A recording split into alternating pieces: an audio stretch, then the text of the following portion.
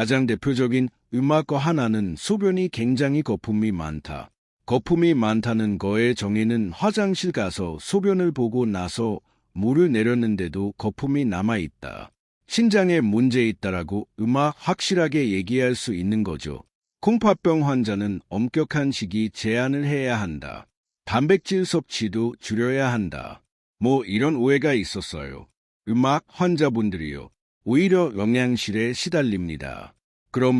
도대체 어떻게 어느 정도를 먹는 게 좋겠느냐? 달걀로 먹는다면 먹어라. 여러분 안녕하십니까?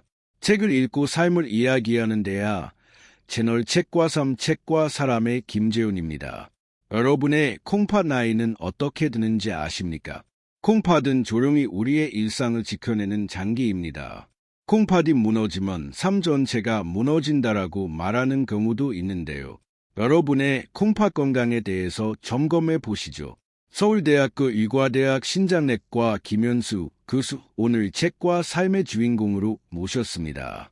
네, 안녕하십니까? 저는 서울대학교 병원내과에서 혼파병에 대한 연구와 진료를 담당하고 있는 김현수 교수입니다. 이 책의 표지에도 써 있습니다. 고혈압, 당뇨, 동맥경화, 심장병 잡는 100년 콩팥 만들기. 콩팥 건강은 이 요인들이 중요한 요인이란 얘기잖아요.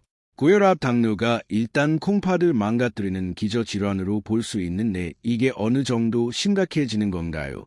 고혈압과 당뇨병이 이러한 다양한 합병증 특히는 콩팥 같은데 문제를 일으키느냐라 생각해보면 결국에는 작은 동맥들 모세 혈관보다 조금 크고 그래서 미세혈관, 미세동맥 이렇게 얘기를 하는데 그러한 동맥들을 굉장히 딱딱하게 하고 나쁘게 합니다. 그런데 콩팥도 그렇고 심장도 그런데 사실 콩팥은 현미경을 들여다보면 모세혈관들로 이루어진 조직이에요. 그래야 우리 피를 아주 유효하게 적절하게 걸을 수 있거든요. 근데 그런 조직인데 그게 고혈압과 당뇨 때문에 그런들이 딱딱하게 진행이 되면 훨씬 더 빨리 나빠지게 되는 거죠. 그런데 20대 정점을 찍고 그다음부터 홍파 기능이 떨어지기 시작을 하는데 그러면 우리가 정점을 가능한 높이 유지하고 그때부터 좀 덜 나빠지게 해야 되는 게 우리의 방법 아니겠습니까? 그러면 그렇게 나빠지지 않게 하려면 뭘 해야 되느냐? 예방법, 젊었을 때 예방법과 비슷하지만 또 내가 콩팥이 조금 나빠져 있을 때의 치료법과 굉장히 상통이 있어요. 그 중에 하나가 결국에는 우리 고혈압이었으니까 저염식을 하는 것이고 그 다음에 당뇨병이 걸리지 않게 하는 것들이죠. 그리고 세 번째로는 우리가 여러 가지 음식들을 많이 먹는데 특히는 최근에 여러 가지 가공식품들을 많이 먹지 않습니까? 청양료라든가 햄이나 소세지 같은 가공 육류 커피 믹스 이런 것들 안에는 인이 굉장히 많아요. 근데 그 인은 콩팥에 장기적으로 노출됐을 때 콩팥에 있는 세뇨관이라고 소변을 만들어주는 그런 기관이 있는데 그 세포들의 기능을 나쁘게 하고 혈유화로 진행합니다. 그러니까 세 가지죠. 하나는 좀 싱겁게 먹고 당뇨가 안 걸리게 너무 빨리 흡수되는 당뇨를 좀 피하게 하고 세 번째로는 인이 많이 함유된 음식들을 먹지 않는다라는 거죠. 거꾸로 생각해보면 저희가 일반적으로 사람들이 갖고 있는 건강식과 매우 유사합니다. 그러네요. 그러니까 가공식품은 먹지 말자. 또 싱겁게 먹자.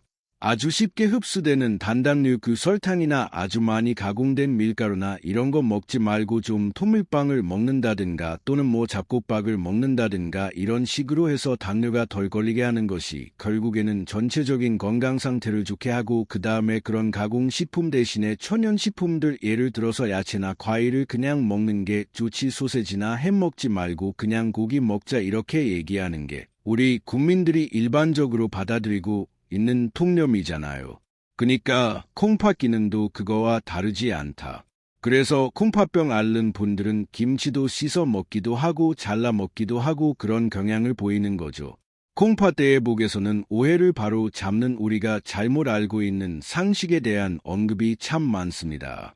오해 중에 하나는 콩팥병 환자는 엄격한 식이 제한을 해야 한다. 게다가 염분과 당은 완전히 끊어야 하고 단백질 섭취도 줄여야 한다. 이런 오해가 있었어요. 그러면서 생기는 결과물이 뭘까요? 환자분들이요. 오히려 영양실에 시달립니다.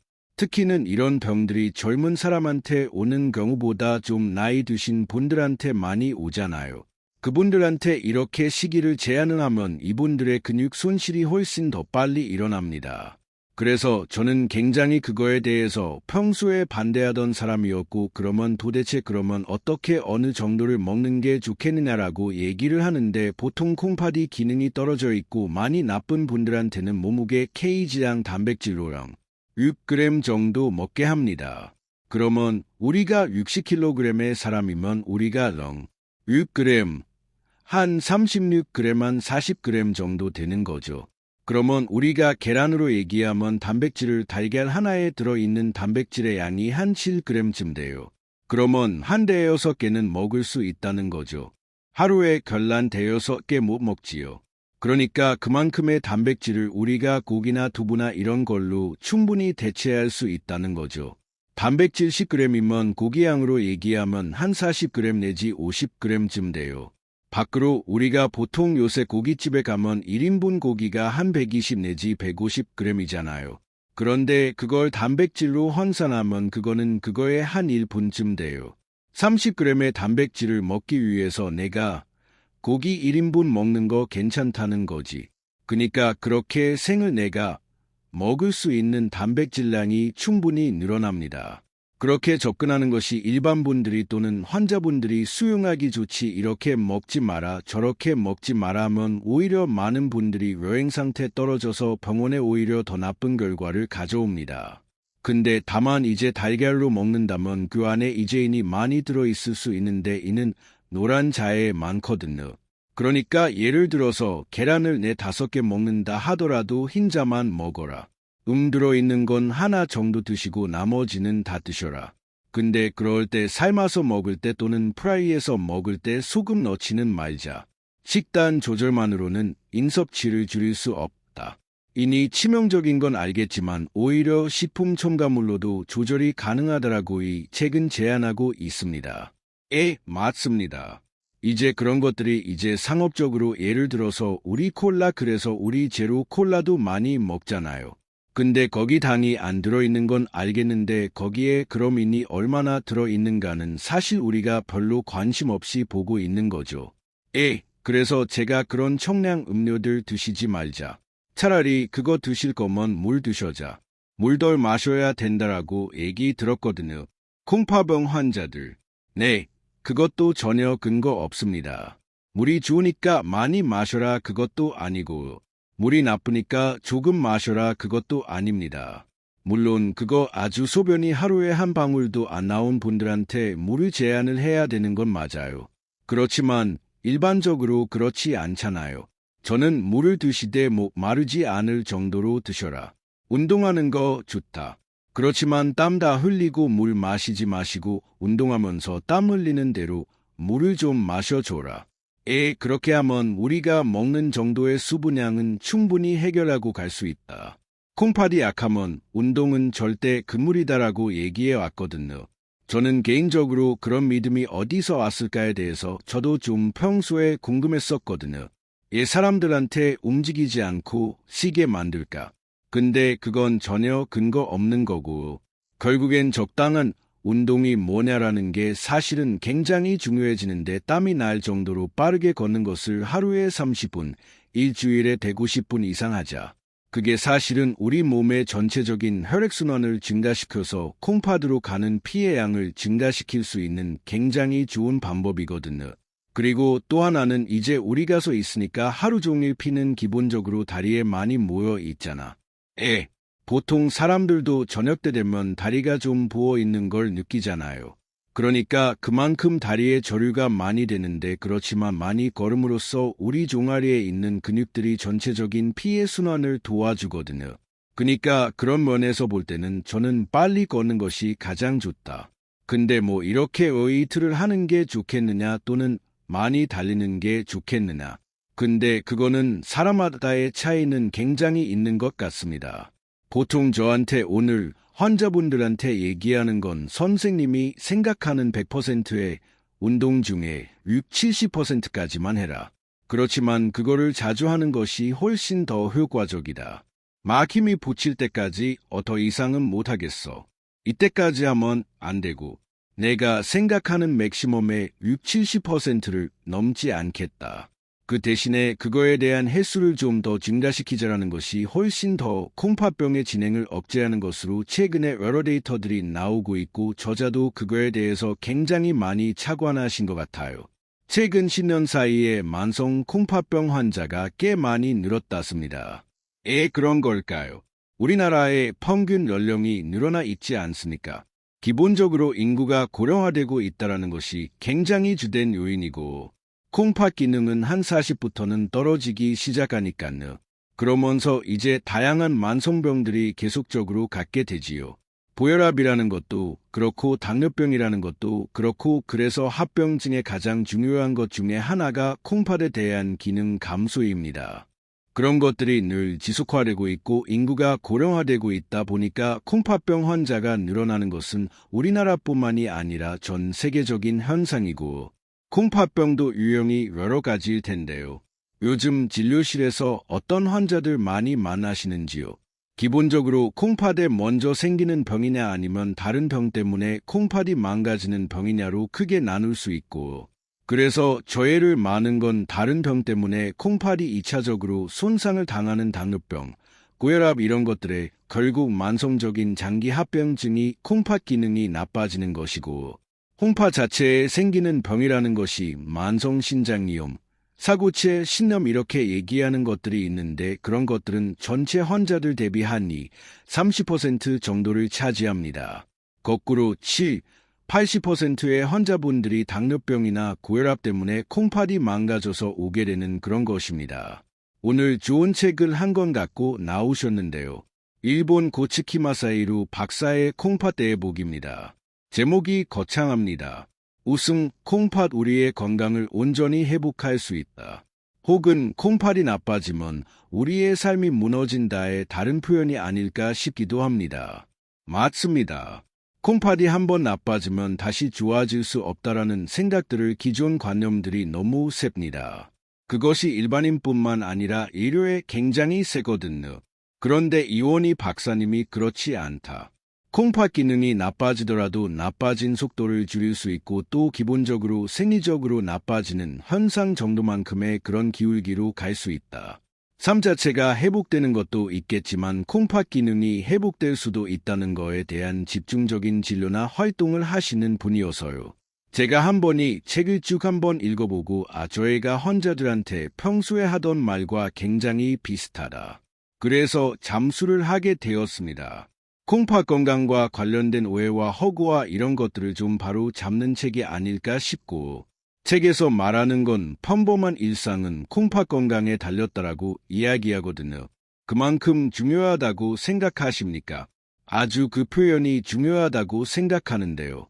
예를 들어 보면 우리가 심장이 피를 순환시키지 않습니까? 그게 1분에 보통 한 5리터 정도의 피를 순환시켜요.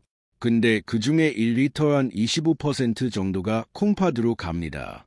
우리 콩팥이 하루에 내 몸 안에 있는 피를 몇 번이나 걸릴까라고 계산을 해보면 하루에 한 50번 정도 걸립니다.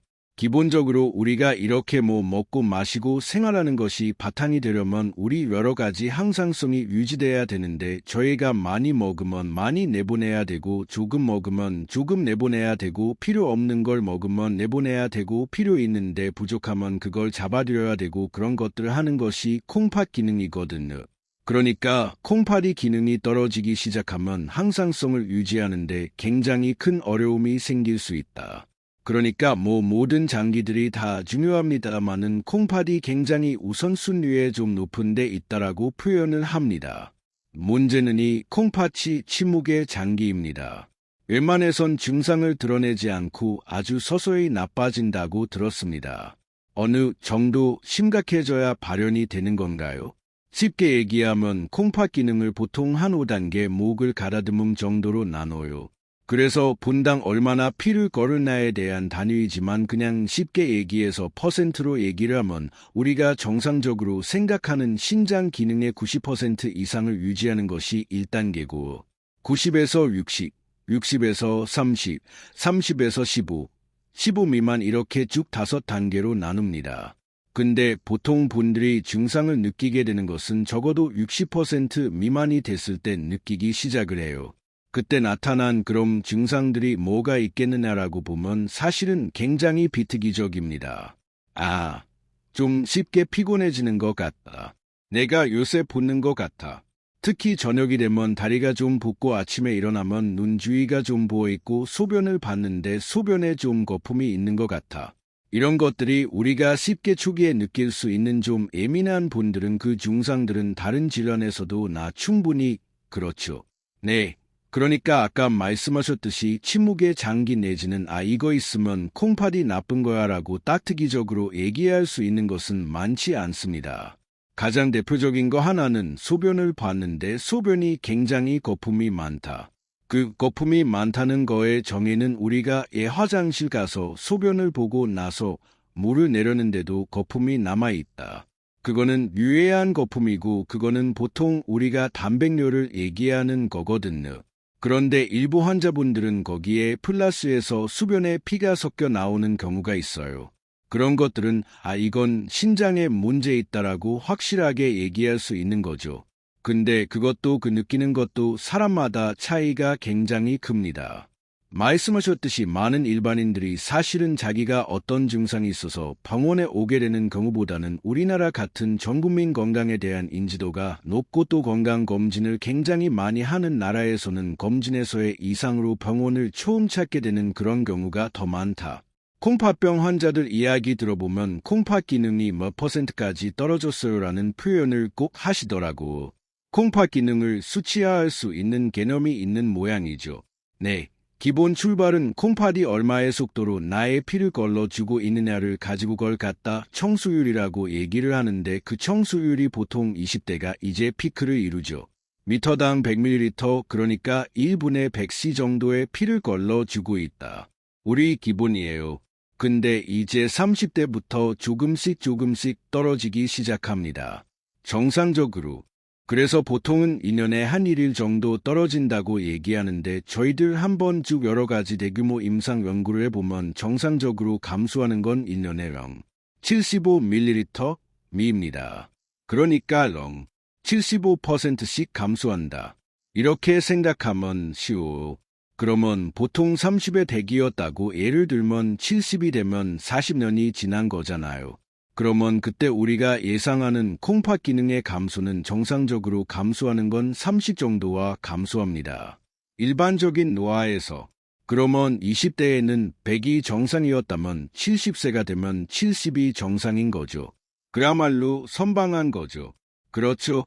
많은 분들이 고혈압이 있다든가 당뇨병이 있다든가 그러면 그런 이유들 때문에 콩팥 기능이 감소하는 속도가 훨씬 더 빨라서 그거보다 더 나쁜 상황으로 진행하게 되는 거죠. 신장 기능이 많이 떨어지신 분들은 투석을 받는데 인공 투석을 받기 시작하면 아무것도 못한다. 그냥 병원 왔다 갔다 하면서 투석만 받고 그걸 견뎌야 한다. 이렇게 알고 있었는데 운동도 가능하고 일상을 살 수 있다. 이런 말씀을 하시네요. 굉장히 중요한 지적이고 사실은 인공투석이라는 것이 이제 두 가지 크게 방법이 있는데 하나는 병원에 가서 자기의 혈관에 관을 꽂고 피를 돌려서 하는 그거 우리 혈액투석이라고 얘기를 하고 그걸 일주일에 한 3번 정도 합니다. 그리고 한 번 하면 한 4시간 정도를 해요. 그러니까 여러 가지 사회활동이 제한될 수 있습니다. 그런데 저녁 때 그런 투석가는 서비스를 해주는 병원도 있고 직장 다니신 분들이 와서 일 다 하시고 이렇게 와서 하는 경우에 두 번째로는 투석을 할 때 가만 누워있지 말고 어떻게 하든지 좀 움직일 수 있게 만들어주는 것. 그런 것들이 사실은 굉장히 중요한 것이고 또 하나는 복막투석 우리나라에 투석가는 분들이 10명 중에 한 분 정도는 복막투석을 하시는데 그거는 내가 넣고 그 다음에 시간이 한 6시간에서 8시간 정도 지난 다음에 그 복막투석액을 버리고 다시 샘물을 넣어주고 이런 것이거든 집에서 해도 되고 자기가 직장에서 해도 되고 어느 정도 깨끗한 환경만 유지할 수 있다면 충분히 가능해요. 콩팥병 환자들이 투석을 두려워하는 건 맞지만 투석이 있어서 또 다행이다 싶기도 하거든요. 다른 장기들 페나이나 이런 건 인공적으로 대체할 수 있는 게 없잖아요. 그래도 콩팥 기능 떨어진 건 투석으로는 아마 밖에서 이렇게 걸러줄 수 있으니까 천만 다행이다 싶기도 한데 정말 아주 중요한 인사이트인데요. 우리 사람이 갖고 있는 여러 장기들 중에 그 장기의 기능이 0%가 됐을 때 그걸 대체해 줄 수 있는 치료 방법이 있나? 없습니다. 잠깐은 가능하겠죠. 우리 인공호흡기 달거나 코로나 때에 밖에 인공폐 달아 가지고 매칭 돌리고 뭐 이런 것들을 했었죠. 그렇지만 그거는 굉장히 제한된 시간만 허용될 수 있는 것이고 10년 이상을 그 기능을 유지할 수 있는 치료는 투석 치료밖에 없습니다. 그러니까 신장 기능은 0이 돼도 지금의 여러 가지 의학적인 그러한 치료법을 통해서 삶이 가능하다라는 유일한 장기입니다. 콩팥 기능이 떨어지면서 먼저 복막 투석을 받고 그 다음에 혈액 투석으로 넘어가는 단계적 치료법인가요? 아니요. 두 개가 서로 상호 보완적이라고 할까요? 그래서 저는 주로 보통 어떻게 얘기하냐면 자기가 직업이 있고 전부 자기가 자기에 대한 자기 셀프케어라고 얘기를 하는데 그런 것들 잘하는 분들한테는 복막 투석을 권합니다. 그리고 복막 투석의 장점은 뭐냐 하면 자기가 매일 하는 치료예요. 자가 치료에 가깝습니다. 그렇기 때문에 저는 21세기형 치료다. 그 안에 투석에게 다양한 종류가 있습니다. 그러니까 내가 오늘은 좀 많이 먹었어. 짜게 먹었어. 그러면 그걸 좀 빼줘야 되겠어. 그러면 그때 쓸 수 있는 투석이 있고 그냥 일반적으로 쓰는 투석이 있고 또 오늘은 내가 좀 여행을 가야 돼. 하루 얼마 시간 정도 넣어 놓을 수 있는 장기간 할 수 있는 투석액도 있고 나는 자면서만 할 거야. 낮에는 안 하고 그렇게 기계를 걸어 놓을 수 있거든요. 그러니까 훨씬 더 자기의 삶을 좀 더 계획할 수 있고 그래서 저는 회사에 다녀야 되거나 또는 직업이 있고 자기가 자기 케어가 가능하고 또 인지 능력도 어느 정도 되면 기본적으로 복막 투석을 먼저 좀 권하고 근데 아주 연세가 높거나 일주일에 두세 번 병원에 다녀도 크게 그분들의 삶이 깨지지 않는 분들 많지 않습니까? 그런 분들한테는 혈액 투석을 권하고 중간에 있는 분들한테 이런 장점이 있고 이런 단점이 있습니다. 그러니 선택을 한번 해보십시다라고 해서 환자분들이 선택을 하고 옆에서 도와주는 그렇게 진행합니다. 콩팥병을 앓으시는 분들은 뭐 대부분 장기 이식을 기다리시는 분들이잖아요. 이게 이식 신청을 해놓고 대기자가 된 다음에 기다리는 시간이 우리나라가 꽤 길다고 들었습니다. 이게 갈수록 길어져서 그게 참 문제인데 제가 교수 생활을 시작할 때만 해도 대기하고 있으면 한 10년 이내에 그런 내사자 장기식 가능했어요. 근데 지금은 부모가 대기하는 사람이 워낙 많아지고 한 14, 5년 걸리고 혈육형에 따라서 일단 매칭이 되거든요. 근데 우리나라의 O형이 좀 적은 편이잖아요. 그러니까 O형은 좀 더 늦어집니다. 참 그것이 안타까운 현실이고 그러자에 대한 이식이 우리나라 전체 이식이 한 40% 정도 돼요. 그럼 나머지 60%는 저희가 생체 이식이라 그래갖고 가족간, 신지간 이렇게 이식을 하게 합니다. 뭐 받는 분도 중요하겠지만 주는 분이 주고 나서 그것 때문에 문제되면 곤란하니까 저희가 굉장히 치밀한 검사를 하고 그 검사에서 통과하면 그것 때문에 문제되는 경우 없다라고 보시면 돼. 예외적으로 있을 수 있겠지만 옛날에는 형제도 많고 자제분도 많고 해서 이게 가족 간의 이식이 많이 올라갔었는데 요새는 형제도 적고 그렇잖아요. 그래서 요새 많은 경우에 부부간 이식을 많이 합니다. 부부가 친한 건 알겠는데 생물학적으로는 남이잖아요. 그럼에도 불구하고 부부간에 이식한 경우가 가장 성적이 좋다. 그건 무슨 말이냐면 그만큼 저희가 하는 면역 억제 치료가 굉장히 효과적이고 그런데 애 나빠지나. 그분들이 중간에 약을 한두 번 빼먹기 시작하면서 문제가 발단하거든요. 부부 간의 이식의 결과가 좋은 것은 서로 맨날 보고 있을 거 아닙니까? 그러니까 약에 대한 그러한 수능도가 굉장히 높아져 있기 때문에 그래서 좋은 결과를 가져오는 것 아닐까. 그리고 또 하나는 옛날에 우리가 혈액형이 같은 분들만 수혈이 가능한 근데 요새는 혈액형이 달라도 그걸 충분히 혈액형에 대해서 반응을 없애고 인식할 수 있습니다. 내가 A형인데 B형한테 받거나 B형인데 A형한테 주거나 뭐 이런 식의 이식 가능하다. 이술이 정말 좋아졌군요. 네, 그니까 최근에 한 10년, 20년 지나면서 굉장히 많이 좋아졌어요. 요새 수석을 시작하면 보통 10년 생존율을 보통 80%를 생각을 합니다. 제가 처음 시작할 때 그만큼 안 됐거든요. 투서막이라고 얘기를 하는데 그런 것들도 굉장히 많이 좋아졌고 또 중간에 생긴 여러 가지 합병증들을 빨리 찾아내고 이거 갖다가 해결하고 이러면서 전반적으로 우리 환자분들의 삶이 좀 더 좋아지고 길어지고 이런 결과를 갖고 온 것 같습니다. 그럼에도 불구하고 대기 시간이 서구 선진국에 비해서 길어지는 이유는 아무래도 장기 기증 문화에 대한 인식도 반영이 될까요? 환자 나빠지는 거하고 내사자라는 건 다른 얘기입니다. 어떤 사람이 안타까운 사고가 생겨서 이 사람이 내사에 빠질 것 같다 그러면 그때 빨리 그러한 시스템이 활성화돼야 되는 거죠. 그래서 보고 있다가 내사에 빠질 것 같습니다. 이분 혹시 장기 기증에 의사가 있느냐? 그러면 가족분들이 많이 동의하신 분이가 많거든요. 근데 요새는 그래서 이분이 내사가 됐습니다. 장기 기증하실 의사가 있습니까? 했을 때 반대하는 가족들은 옛날보다 거의 많이 없어졌어요. 거꾸로 내사로 들어갈 때 이거 빨리 발굴을 하고 이것도 옆에서 좀 집중적으로 보고 있는 시스템이 좀 더 활성화되고 해야겠다. 짧은 시간에는 긴박하게 이루어져야 하는 거고 증여를 받는 입장에서도 순식간에 바로 연락받고 내일 준비하고 막 이래야 되는 거군요.